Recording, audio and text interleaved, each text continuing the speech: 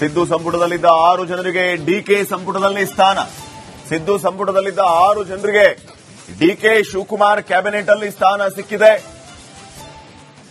ಒಂದು ರೀತಿ ಆತಂಕ ಇತ್ತು, ಯಾರ್ಯಾರು ಮಿನಿಸ್ಟರ್ ಆಗ್ತಾರೆ, ಯಾರು ಆಗಲ್ಲ ಅಂತ. ಜಮೀರ್ ಅಹಮದ್, ಚಲುವರಾಯಸ್ವಾಮಿ, ಮಧು ಬಂಗಾರಪ್ಪ, ಮಂಕಾಳು ವೈದ್ಯ ಅವರಿಗೆ ಮಂತ್ರಿಗಿರಿ.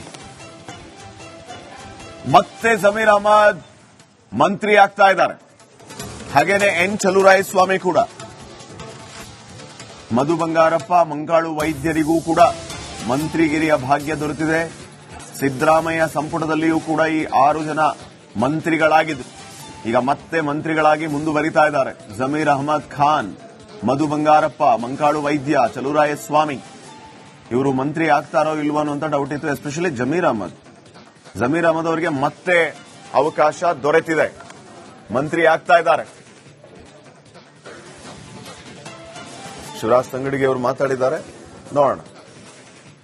ನಮ್ಮ ಜೊತೆ ಶಿವರಾಜ್ ತಂಗಡಿಗೆ ಅವರು ಇದ್ದಾರೆ, ಅವರನ್ನು ಮಾತಾಡ್ಸ್ಕೊಂಡು ಹೋಗೋಣ. ಸರ್, ಈಗಷ್ಟೇ ಕರೆ ಬಂತು. ಯಾರು ಕರೆ ಮಾಡಿದ್ರು ಸರ್? ಎಷ್ಟು ಸಂತೋಷ. ರಾಜ್ಯದ ಮುಖ್ಯಮಂತ್ರಿಗಳಾದಂತ ಡಿಕೆ ಶಿವಕುಮಾರ್ ಸಾಹೇಬರು ನನಗೆ ಕರೆ ಮಾಡಿ ರಾಜ್ಯಪಾಲರ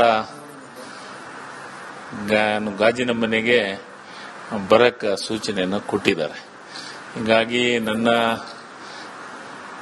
ಹಿರಿಯ ಎಲ್ಲ ಮುಖಂಡರು, ಎಐಸಿಸಿಯ ಅಧ್ಯಕ್ಷರು ಆದಂಥ ಮಲ್ಲಿಕಾರ್ಜುನ ಖರ್ಗೆ ಸಾಹೇಬರು, ರಾಜ್ಯದ ಮುಖ್ಯಮಂತ್ರಿಗಳಾದಂಥ ಡಿಕೆ ಶಿವಕುಮಾರ್ ಸಾಹೇಬರು ಮತ್ತು ಮಾಜಿ ಮುಖ್ಯಮಂತ್ರಿಗಳಾದಂಥ ಸಿದ್ದರಾಮಯ್ಯ ಸಾಹೇಬರು ಮತ್ತು ರಾಹುಲ್ ಗಾಂಧಿ ಅವರು, ವೇಣುಗೋಪಾಲ್ ಅವರು, ಸುರ್ಜೇವಾಲ್ ಅವರು ಮತ್ತು ಸೋನಿಯಾ ಮೇಡಮ್ ಅವರು ಒಂದು ಆಶೀರ್ವಾದದಿಂದ ಮತ್ತೊಮ್ಮೆ ನನಗೆ ರಾಜ್ಯದ ಸೇವೆ ಮಾಡಲಿಕ್ಕೆ ಅವಕಾಶವನ್ನು ಸಿಕ್ಕಿದೆ.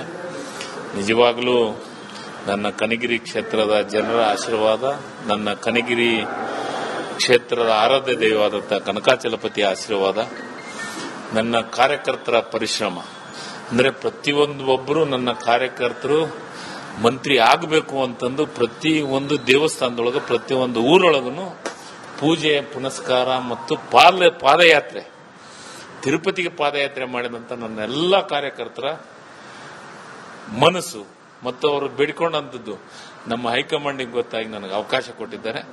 ನಾನು ಮತ್ತೊಮ್ಮೆ ಅವಕಾಶ ಕೊಟ್ಟಿದ್ದಕ್ಕೆ ನನ್ನ ಪಕ್ಷದ ಎಲ್ಲ ಮುಖಂಡರಿಗೆ ವಿಶೇಷವಾದಂತಹ ಅಭಿನಂದನೆಗಳನ್ನು ಸಲ್ಲಿಸ್ತೀನಿ. ಇವತ್ತೇ ಪ್ರಮಾಣ ವಚನ ಸ್ವೀಕಾರ ಆಗುತ್ತಾ ಸರ್?